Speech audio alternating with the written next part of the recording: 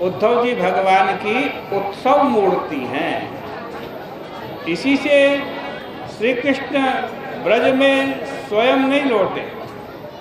ब्रज में भगवान ने किसको भेजा? उद्धव जी को भेजा, क्योंकि उत्सव मूर्ति के जाने से भी काम चल जाता है। उद्धव शब्द का अर्थ है हवन आदि के द्वारा प्राप्त होने वाले पुण्य फल की अपेक्षा उत्कृष्ट फल, उत्कृष्ट हवात, हवनात, हवनादि, यज्ञादि रूप जो धर्म है उनसे भी यह उत्कृष्ट है। अथवा उत कहते हैं, उत माने परमात्मा, और सत्य को धव कहते हैं। स्वामी को उत्कृष्ट परमात्मा श्री कृष्ण धवो यस्य स उद्धव, अर्थात श्री कृष्ण जिसके स्वामी परमेश्वर हैं, जो एकमात्र परमेश्वर को ही अपना स्वामी मानता है, वो उद्धव है।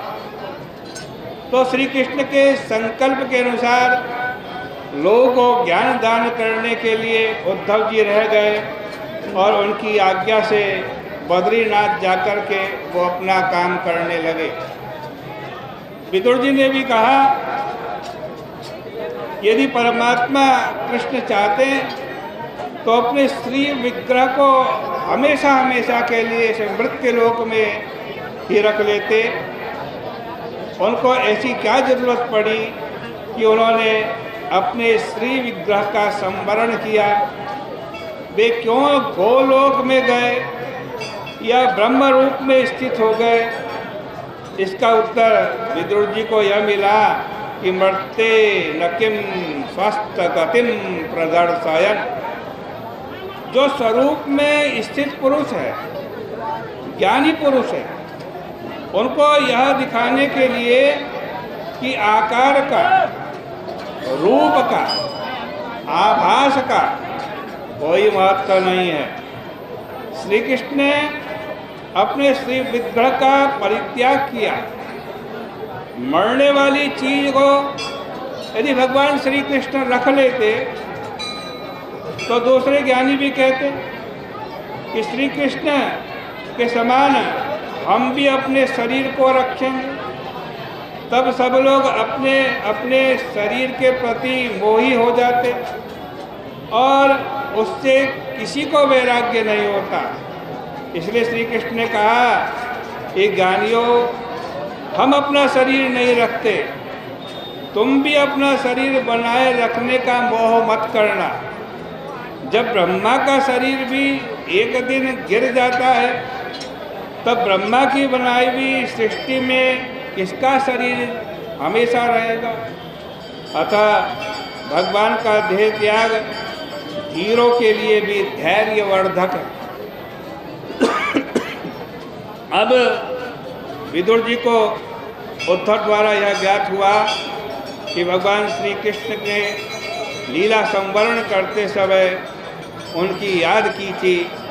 तब वे कृष्णेन मनसेक्षिप्तम प्रेम विब्बल होकर के रोने लगे और वहाँ से चलकर गंगा जी के तट पर गए, जहाँ मैत्रेय ऋषि का आश्रम था।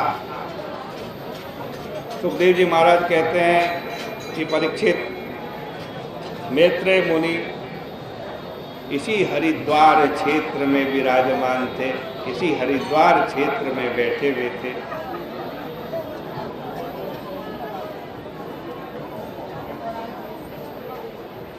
देखो,